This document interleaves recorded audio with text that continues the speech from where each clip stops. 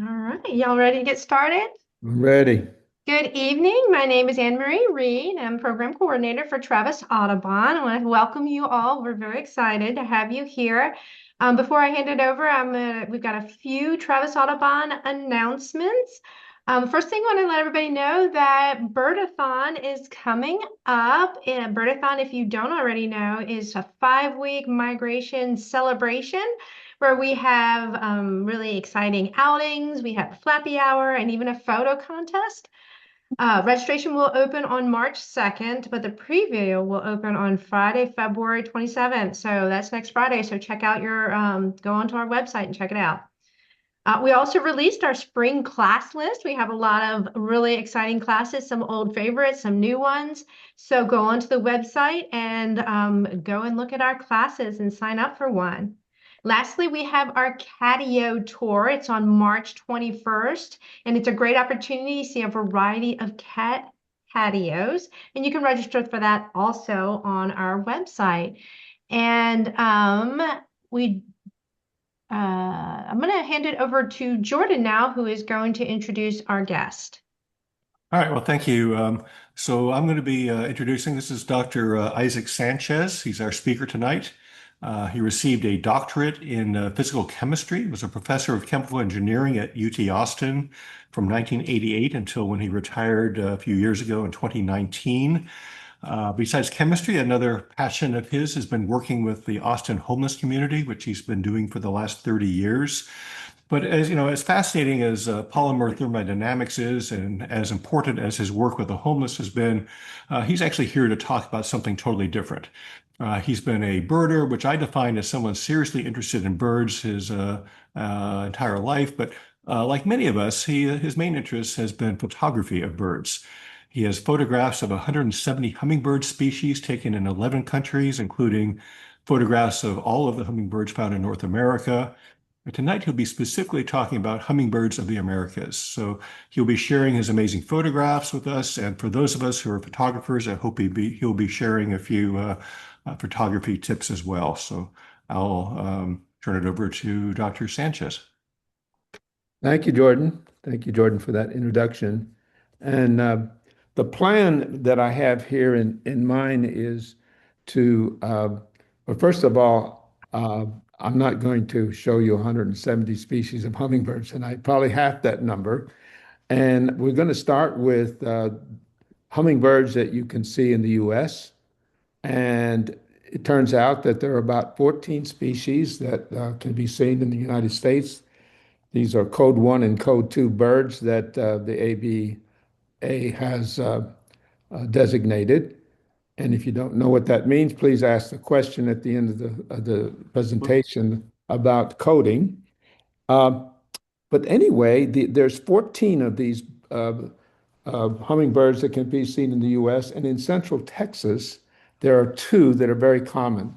The first is the black-chin hummingbird, and I hope you can see that photo of a black-chin hummingbird looking at you right now. And the other is the ruby-throated hummingbird. The black-chin hummingbird is a summer resident in central Texas and a large part of the US, actually. And the ruby-throated hummingbird migrates in the spring and fall through Texas, and they're very common in the spring and fall. And the black-chin is very common in the summertime. There's a couple of other species that can be seen in central Texas, especially one in the winter, a rufous hummingbird, and we'll see one of those in just a minute. So anyway, we'll start with hummingbirds in the US. We'll move down to Mexico, Central America, and South America, and start to see a lot more hummingbirds. And I want to conclude with showing you the most beautiful hummingbird in the world, and that is the marvelous spatula tail, which can only be found in Peru. So we'll start with Texas, we'll end with Peru, and a lot of other things in between. One of the things about hummingbirds is that the area under the chin, so-called gorget, is usually a reflective color. You can see in this bird that the color here is a little bit purple, and the light and angle that you view the bird is very important And if you don't get the angle quite correct, see if I can advance this photo here now.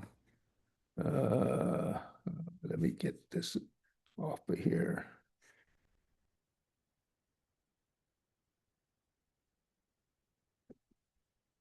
Okay, there we go. Now you can see this purple collar that the black-chin hummingbird has.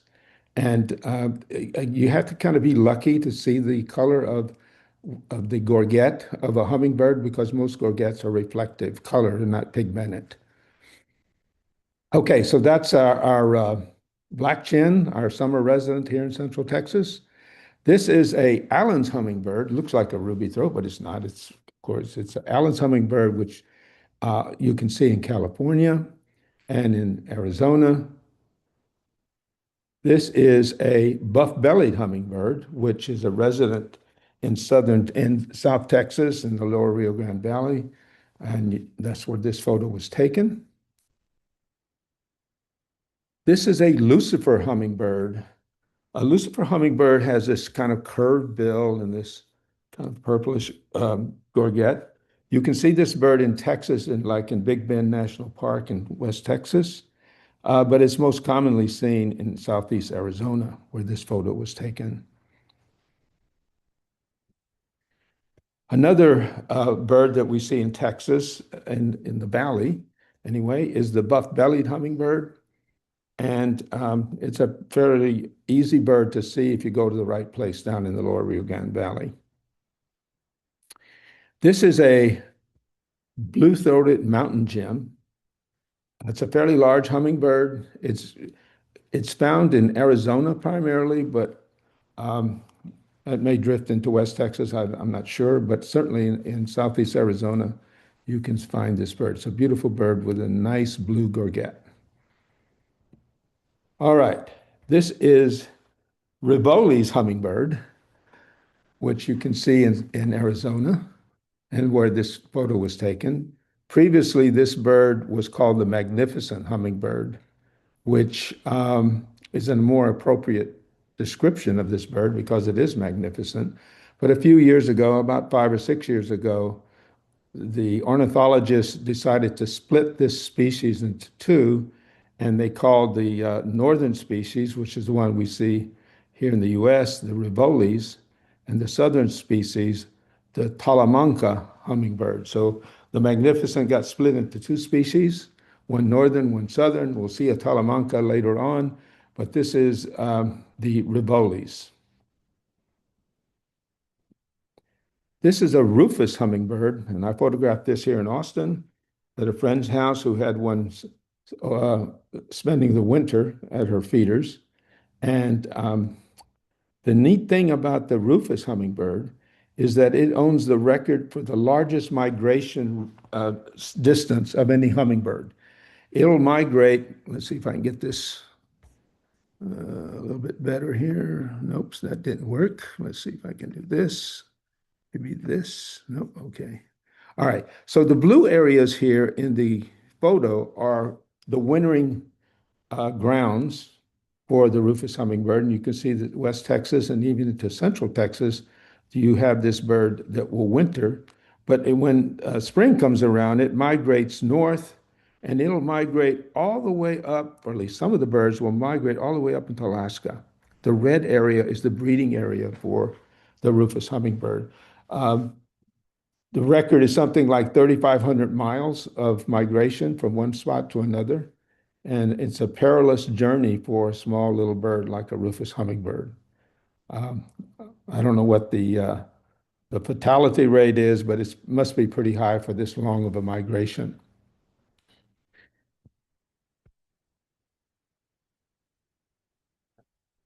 There I was able to expand it that way. Okay, this is another bird, the Costa's hummingbird, which can be seen in the US, mainly in California, where I photographed this bird. It's a beautiful hummingbird with a wonderful, broad purple gorget, Costa's hummingbird. All right, this bird is a violet crown hummingbird, which can be seen in Arizona, for example, but I actually photographed this in Mexico. but that it's my best photo of the bird, so that's why I'm presenting it.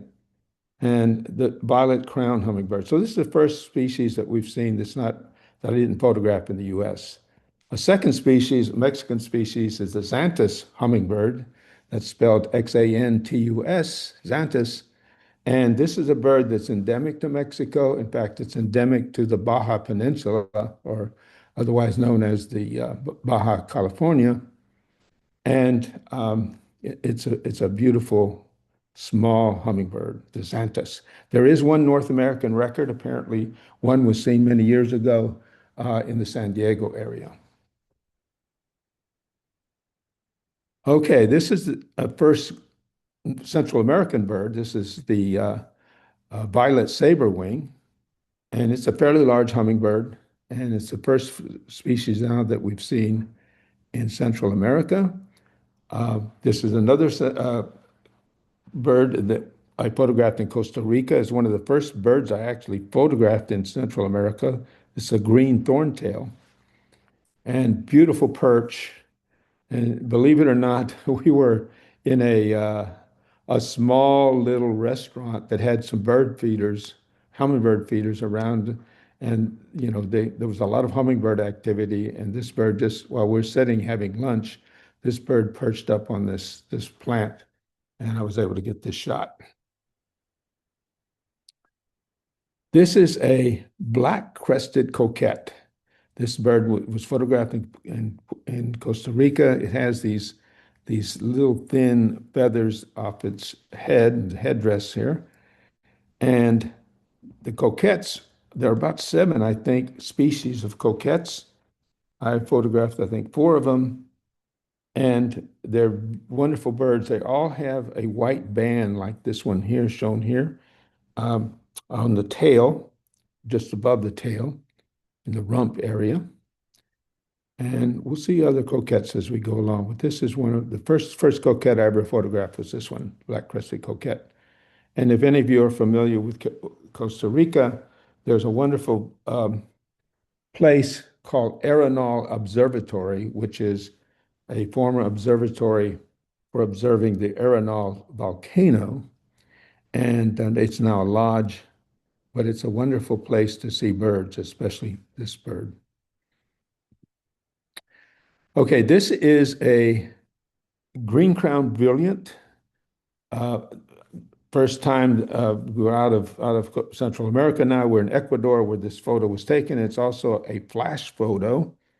And for the photographers out there, we use a multi-flash setup, which is very hard to do. And you need some professional people to help you set up this kind of thing. But this is a multi-flash photo of a green crown brilliant. I show you this because this is the female. As you know, many birds have male and females that look quite different, and this is no exception. The female green crown brilliant is this guy, and this is the male, and the female is very attractive, actually.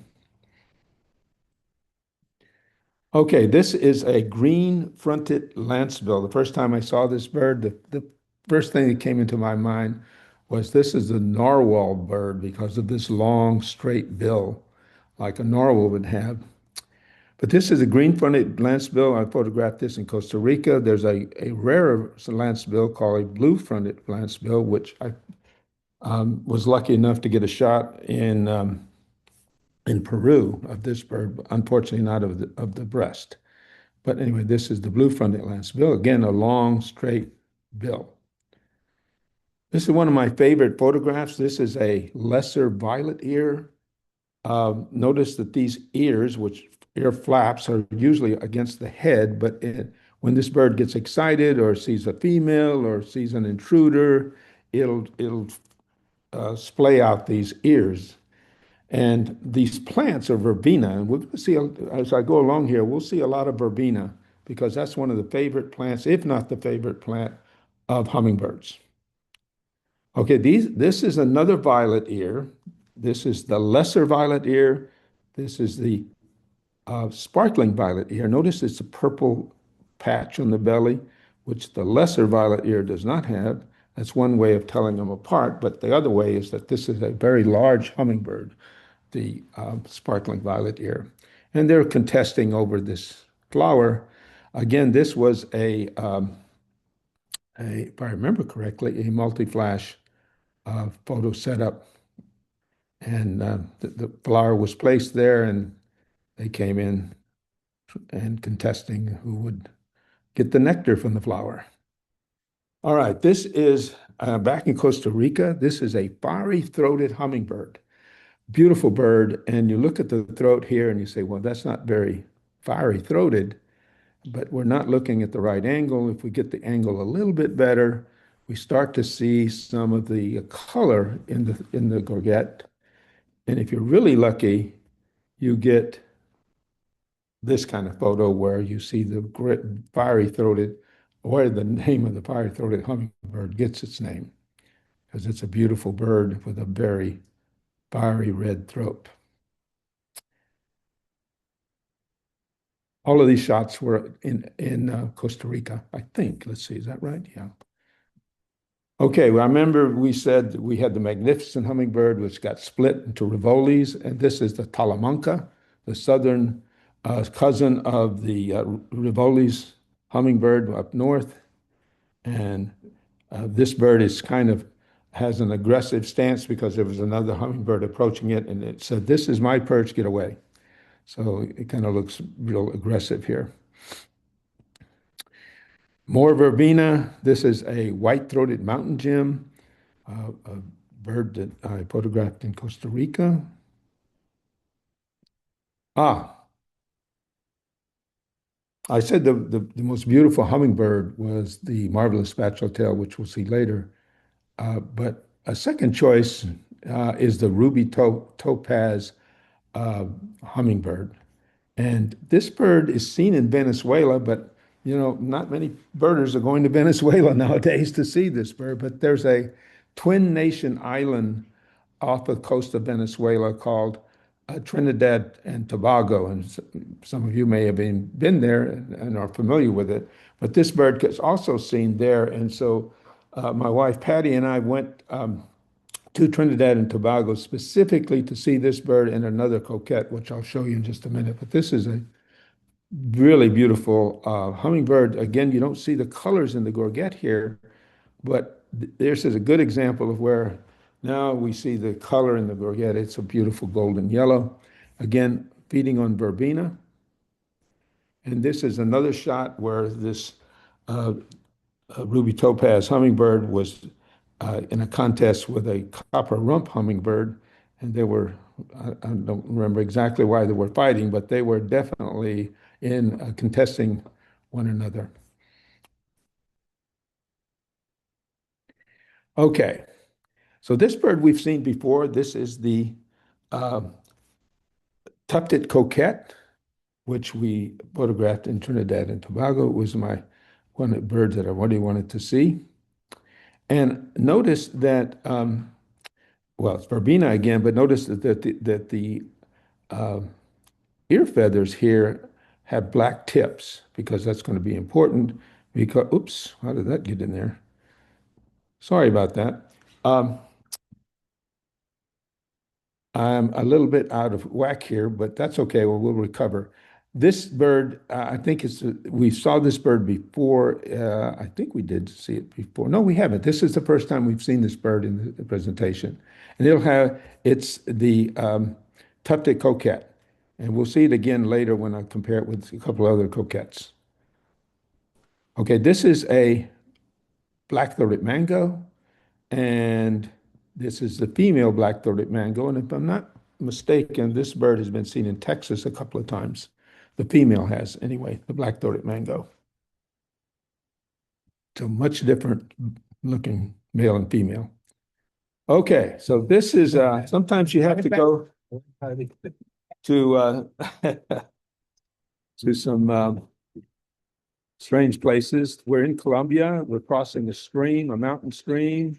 We're in a four-wheel drive. Patty, my wife, is with me. She's saying, "Turn back, don't drown." But we went anyway. So Here we are on a four-wheel drive crossing the mountain stream. We're still about 2 or 3 miles from where we need to be and climbing up in elevation. And the guides here are making fun of Patty because she's pretty frightened about going across this stream. There were 3 vehicles. There were only 2 that were carrying us, but the third vehicle was the owners of the place that we were going to. All right, Betty. All right, Betty? Okay, we'll just go over there. Okay, so when we got up there, we were rewarded with this photo of a swordbill hummingbird. And this hummingbird has the longest bill of any hummingbird. It's actually longer than the body of the hummingbird. This is a better picture here of this bird. And there's a couple of places where you can reliably see this hummingbird. And this place up in the mountains in Colombia was a great place to see the swordbill hummingbird. Oh, this is now we crossed the mountain stream. We're up at the place where we wanted to be. And Patty's happy now because she's got hummingbirds feeding out of her hand. Yeah, she's very popular. And notice she's wearing a jacket because once you get up to, I think we're at about 10 or 11,000 feet here, it gets pretty cool. In fact, the temperature there was probably in the high 40s when we were up there. Okay.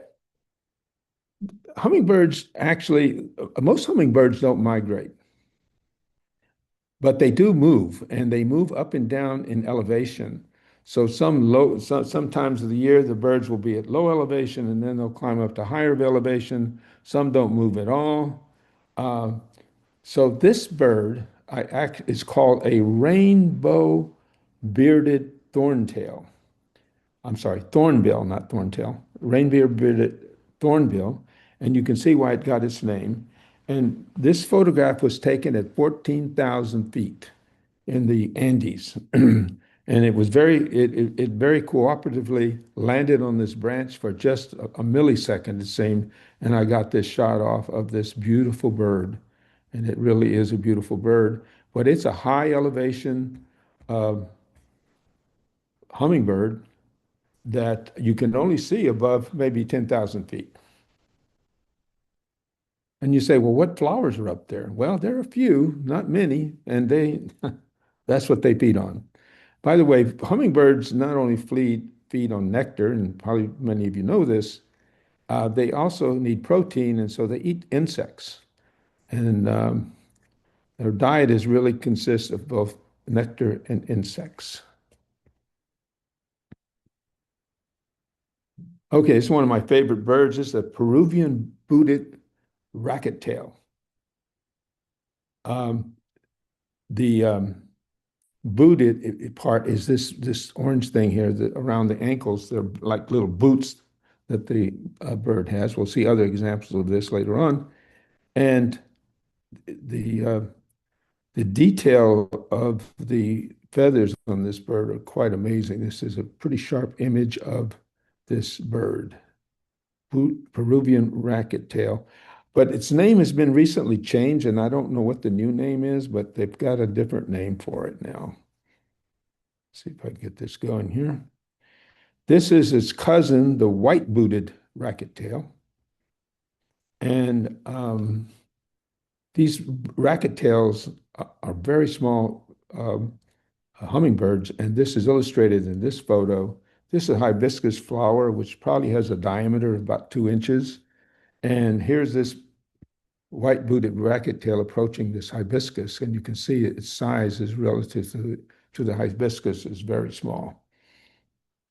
And you can see the nice white boots. This is Gould's jewel front, and this is a bird I photographed in Peru. And it's a beautiful hummingbird, fairly large hummingbird, and it shares a range with this bird, which is a violet-fronted brilliant. Actually, I took this photo in Ecuador, not Peru. But the thing is, these two birds can hybridize. And this is a hybrid now of those two birds. Let's look at the gules. It's got this orange collar. The violet fronted brilliant has this violet or purple cap and this kind of blue violet breast. And in the hybrid, you can see all of these features. You can see the little bit of orange here and here, the purple cap. Without a doubt, this is a hybrid between those two species. Okay, this is a chestnut-breasted coronet. There are several coronets. Well, I think I have another photo of one or two others here coming up. But this bird is really strange. When it lands, it often puffs up its wings like this. And it almost always does this when it first lands, and sometimes it'll do it after it lands. And I just happened to get this shot off when it landed on that branch. This is the same bird. I believe we were using flash at this point because I see the what feathers here are seen in nice detail. It was also raining. It rains a lot down there in the tropics. This is a collared Inca, beautiful little um, hummingbird called an Inca. This is another shot of the Inca feeding on a flower. Okay, so this is the first hummingbird of the species called wood stars. There are several wood stars. They're very small hummingbirds. And this is a male white-bellied hummingbird, which I photographed both in Ecuador and Colombia. This one was photographed in Colombia. This is the female, okay, of the white-bellied. This is the male, quite different than the female. And this is a little wood star, which is maybe the smallest of the wood stars. They're already very small, but this guy it's hard to tell how small it is unless you get a comparison. This is the little wood star and a sparkling violet ear, which is about 6 inches long, and you get an idea of just how small that little wood star is compared to that big violet ear. Another wood star is the purple-throated wood star, Ecuador. This is a amethyst wood star, feeding on verbena again. This is another female wood star. It's called a Santa Marta wood star. It's seen in the Santa Marta Mountains of Colombia, a beautiful area of Colombia. And I believe it's indigenous to Colombia, the Santa Marta wood star. In fact, I know it is. This is a lesser violet ear feeding on verbena, and there's an insect here on this flower also. Just an interesting shot. Okay, this is the giant hummingbird. This hummingbird is the largest of all hummingbirds. There's about 365 species of hummingbirds. And this is the largest of the species. The smallest is the bee hummingbird, which is endemic to Cuba. So you need to go to Cuba to see that bird.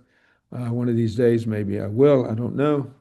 But this guy is pretty big, and he's not very colorful. He's sort of drab looking, but he's big, and he commands his territory. Okay, this is a sylph. This is a violet-tailed sylph. Has a beautiful tail. It's not a very large hummingbird, although the tail is pretty long. This is a photo of the detail of the feathers of that sylph. Beautiful. And this is again the violet-tailed sylph, and a very artistic pose here of this sylph on this perch. There's a second sylph. Oh, before we get to the second sylph, this bird is the female sylph. Okay, the male looks like this.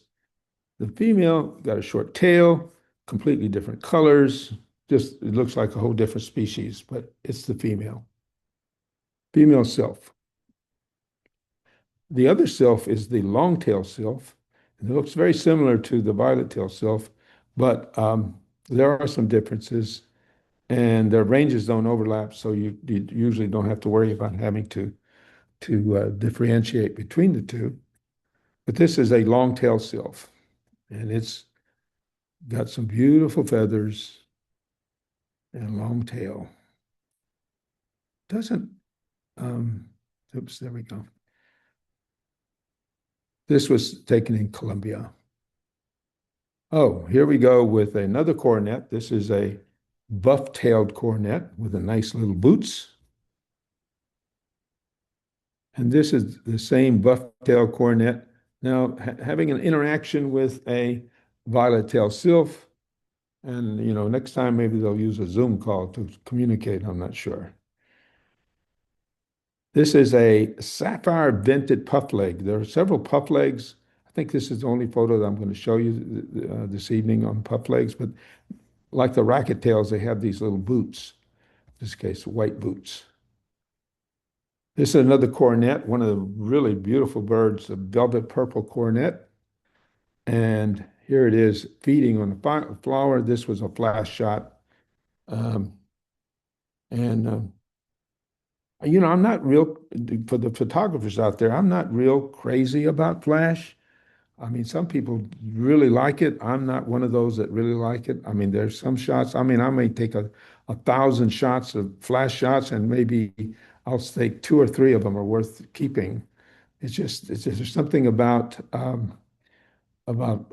non-flash shots that I like better than those with flash. Okay, this is a interesting bird. It's a train bearer. It's called the black-tailed train bearer. I think it might have the longest tail of any hummingbird. It is really long, and you get an idea how long it is when you see it perched like this, and you see this big long tail. Black-tailed train bearer. And there's a second train bearer called a green-tailed train bearer that has a tail about half that size, but it's really hard to see. And I was lucky to get it. Oh, this is still the black-tailed train bearer. I'm just showing the gorget and reflecting there the green color of the gorget. But this is the green-tailed train bearer. We were in Peru on our way to Machu Picchu, and um, we found a garden where this bird was, and this is another photo of it. You can see the tail is not very long, not like the black-tailed train bearer. This is one of my favorite birds. This is the great saberwing. It's a very large hummingbird, beautiful, beautiful colors, just amazing bird. And I was lucky to get this nice flat shot. And this was not flash, this was just natural light. This is probably maybe the rarest hummingbird I've ever photographed. This is a sapphire-bellied hummingbird. It has a range restricted to the coastal regions of Colombia, the Caribbean uh, coast.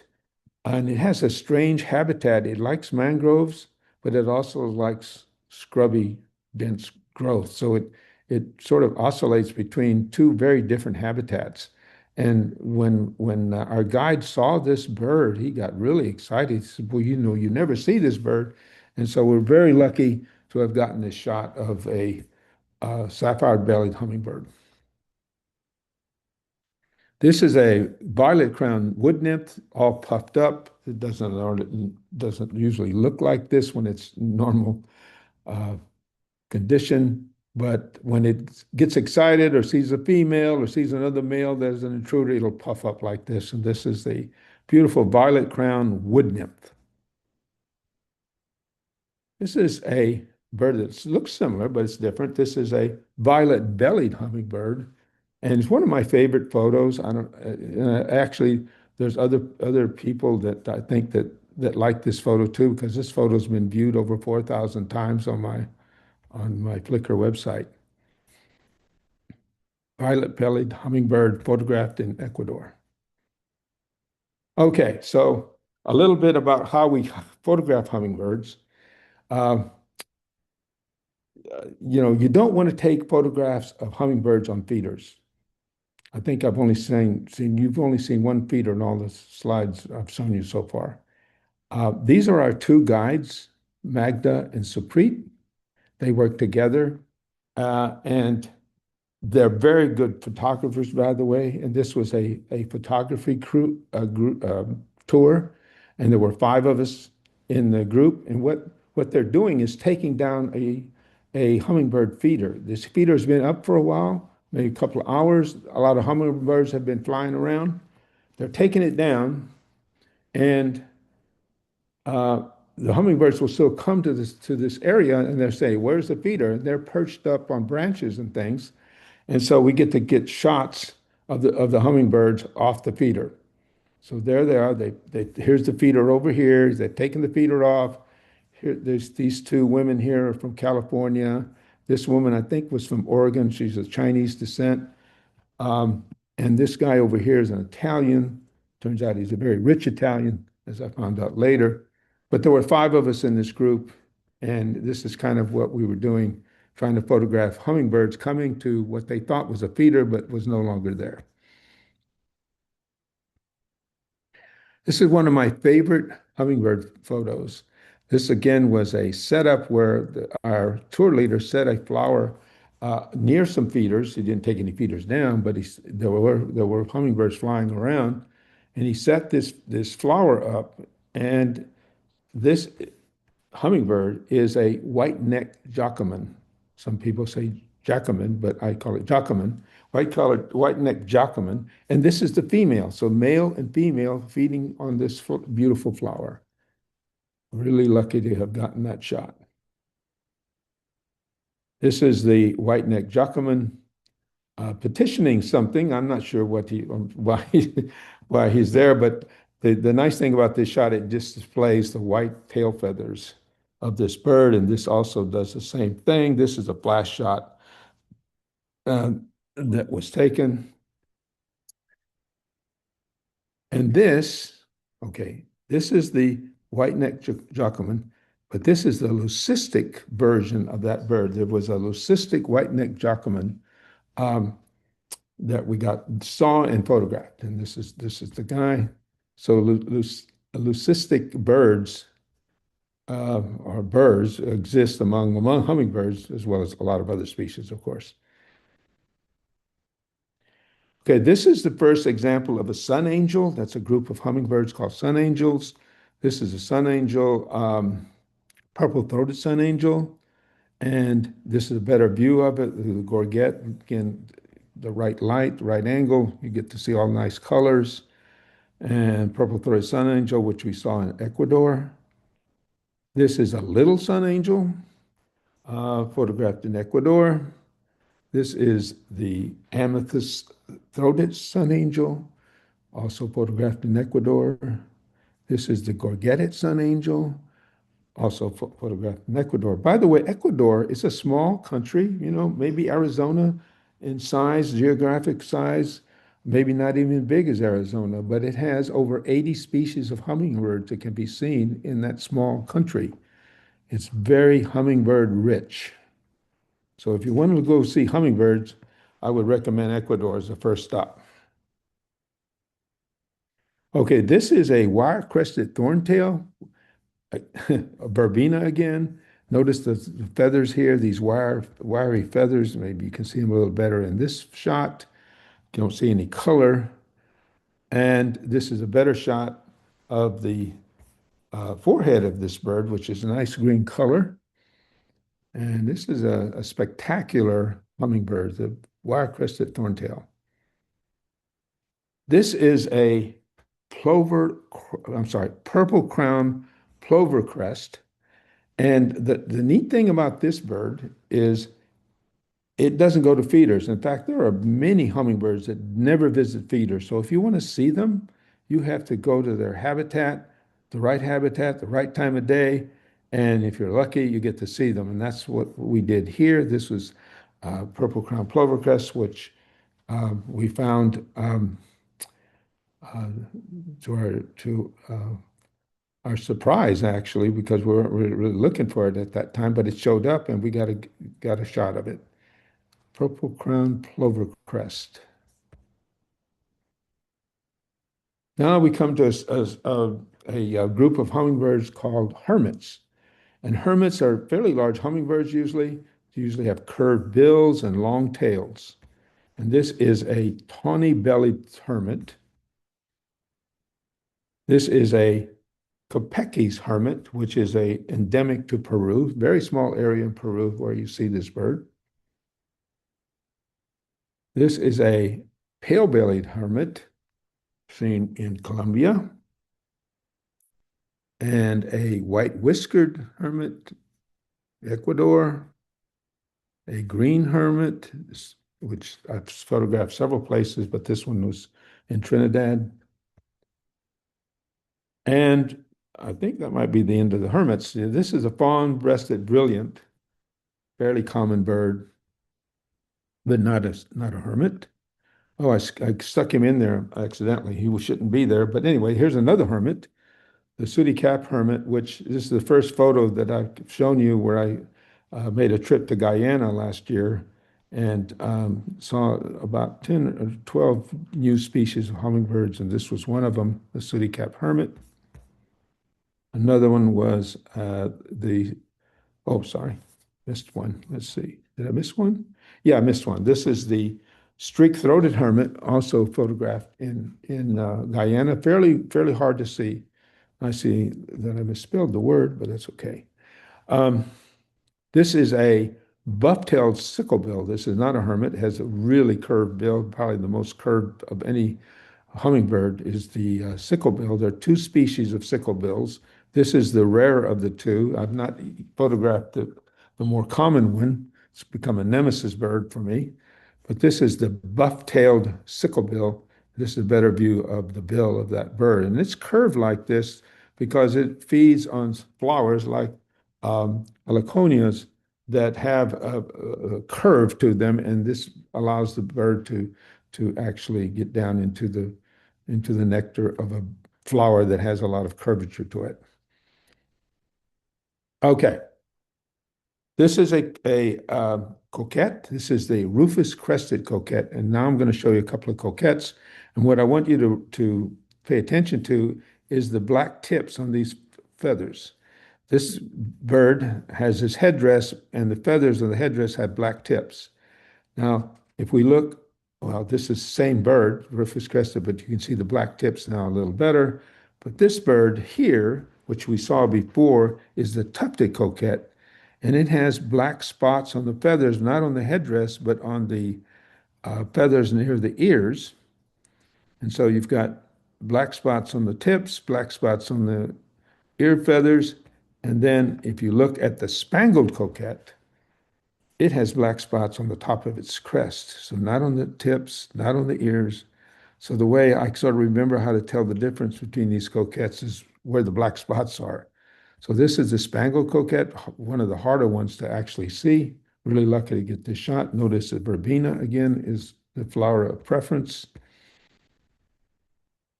Okay, we're now getting toward the end, and I say I'm getting toward the end of my time, which is good. This is one of my favorite hummingbirds. It's the bearded mountaineer. It's a very large hummingbird, and we were on our way to Machu Picchu, and we stopped at a hotel, and in the garden there was this beautiful hummingbird. And there we are, just to show you that we did get to Machu Picchu. And now we come to the most beautiful hummingbird that I've ever seen. By the way, hummingbirds are only seen in the Americas. They're not seen in Asia, Europe, or Africa, or anywhere else. They're only in the Americas and the adjacent islands. And this is my candidate for the most beautiful hummingbird of all hummingbirds. It's a marvelous spatula tail, and you say, wow, that doesn't look like much of a photo, and it isn't. My first trip to Peru, this was the best photo I got. There's the body, there's the beak, there's the tail in or down here. So this was a failure. I've shown you a lot of bird photos that are successes, but there are a lot of failures too. Sometimes the weather's bad, sometimes the bird's uncooperative. In this case, it was both. The birds were uncooperative and the weather was bad. So 6 months later, I went to Peru again and got this shot of the marvelous spatula tail. And it is truly a magnificent hummingbird. And this is a close-up of its head, and you can see quite a lot of the detail of the feathers in the head. And here it is feeding on a flower.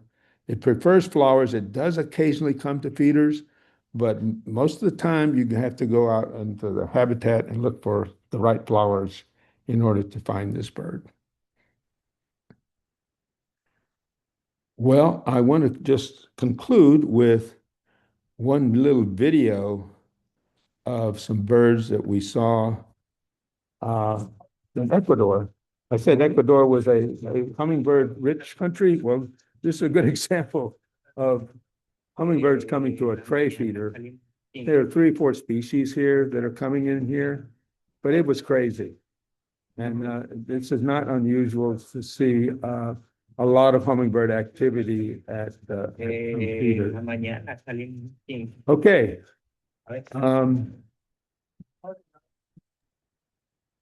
I'm ready to answer any questions that people might have. All right. Well, let me go through some of the stuff on the chat. We got a couple of questions there. This is Jordan. Okay. So I'm noticing that, like, take this picture. The wings are not completely sharp, Right. and I'm This is guessing natural you're light, at about 1/2000th of a second or so. probably at about 1/2000th of a Yeah. second. So are you doing that as an aesthetic choice to do that, or are you doing that because you find Well, if you use so much such a high okay. shutter speed that you end up with high ISO and noise, etc. Yeah, yeah. If you do natural light bird photography, it's pretty tough. I mean, the wing beats are 70 to 90 beats a second. Right. So if you're going to stop the action, you have to shoot probably 5,000th of a second. If the light conditions won't allow that, then you can't do that. I mean, this I can tell you whether this shot was taken. Let's see if I can find the information here. Let's see, I think I Wow. can. I think I can find. I can tell you what the shutter speed was here. Shutter speed was a 500th of a second. Yeah, surprisingly ISO low. 2000. Yeah. Yeah. So I was in Colombia and, it was, Colombia, it's rainforest and you try to, I'm shooting at ISOs of 12,800 and it's challenging to do that. Can you comment on your general settings and what camera and lens you like to Okay, use? so I use a Canon uh, mirrorless camera. I prefer the R7 Canon because it has a built-in crop sensor. So my 500 millimeter lens becomes an 800 millimeter lens, and I have a zoom lens that goes from 1 to 500, but I'm usually shooting around 500 especially for hummingbirds. Right. Yeah, that's the same lens I have. I've got a R6. You're, I have an R6. you have an R6. Well, I have an R6 as well, but I seldom use it because it doesn't have the crop sensor. Yeah. All right. Very good. And let's see. What's your next hummingbird you're going to go after? You're obviously Well, willing to go to countries for one I'm hummingbird. trying to get a little trip together to southern Mexico to Chiapas, and there are a couple of hummingbirds there that I have not photographed, and so I'd like to try that. And I have a couple of birding buddies that like to go on trips, and so we're trying to get together something in Chiapas, maybe in April or May. Okay.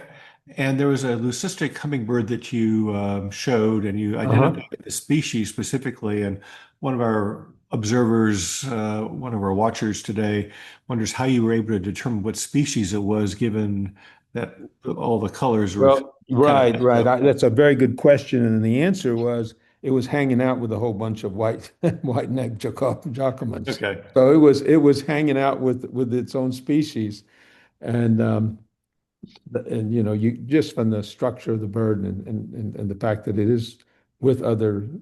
Right. Had it been by itself, it might have been kind Yeah, of yeah, challenging. yeah. All right, very good. Let's see, are there any others? Let's see. And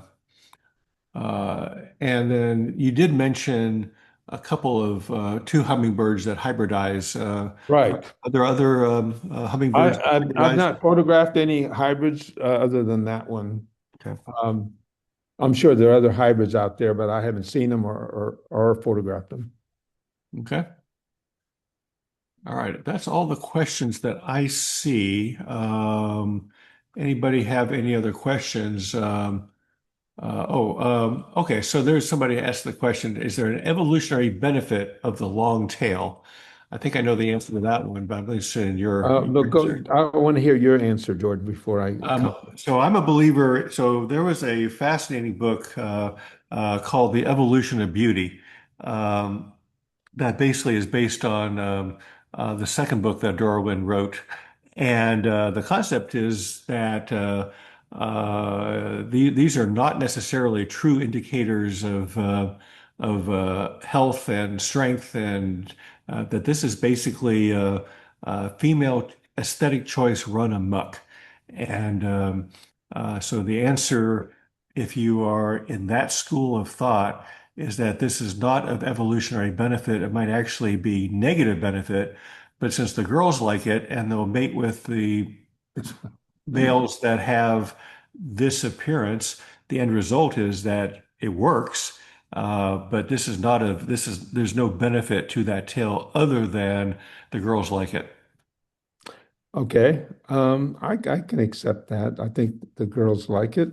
There's certainly a lot of species of birds where the male does a lot of things to attract the female, including building certain kinds of nests Right. and birds of paradise and those kind of birds. Um, my own opinion about beauty. In fact, I had a friend who wrote a book called "Why All This Beauty." And it's a fictional book, but the basic thesis of the book is that all this beauty is something that's not within the evolution kind of thinking. Beauty does not arise because of evolution. And I sit So, in that yeah, camp myself. I think these are God's creatures, and um, He created some really beautiful birds. yeah. So the evolution of beauty does explain it from a purely evolutionary standpoint, just simply not a fitness standpoint as classic Darwinism is Yeah. considered, but from a aesthetic viewpoint, it was actually a very controversial theory when Darwin proposed it, but it's I getting can some imagine. it's getting some traction again. Yeah. I put the name of the book in the chat.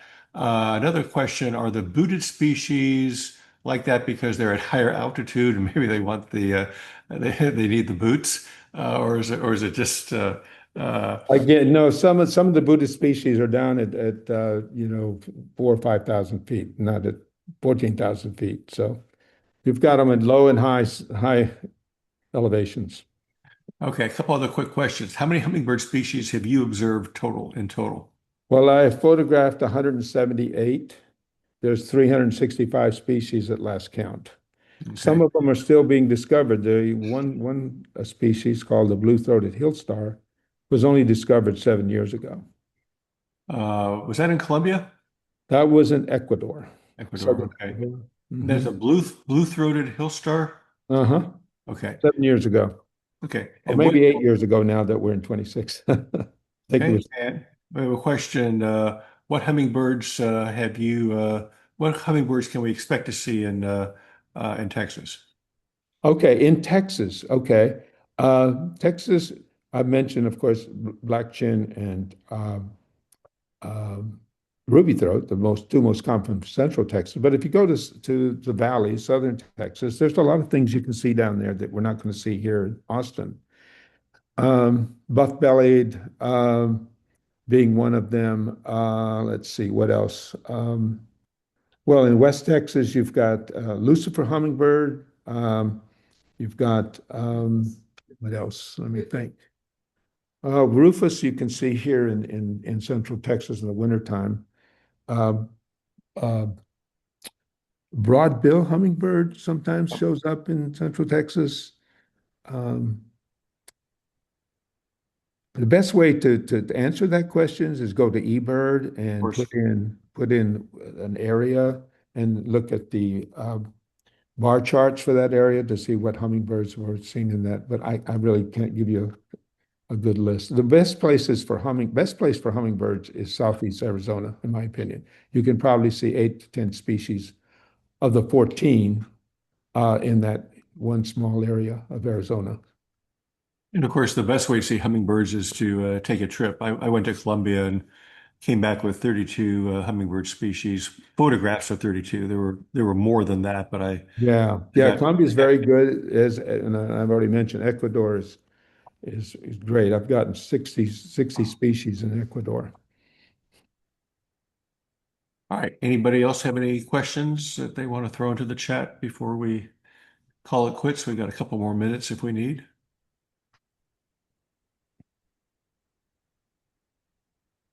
All right. It looks like that's everything there. Well, those are some amazing photographs. Well, thank you. By the way, if anyone wants to see the photos that I've shown, I can give the URL for the website, and you can go there. You don't have to register. You don't have to you can just view the photos that I've shown tonight, and also other photos. In fact, all 78 species that I photographed are in one album, and I can furnish that URL as well if someone wants to look at them. Very good. All right. Well, thank you much. Yeah, I just want to jump in and say thank you so very much. Your photographs are incredibly beautiful.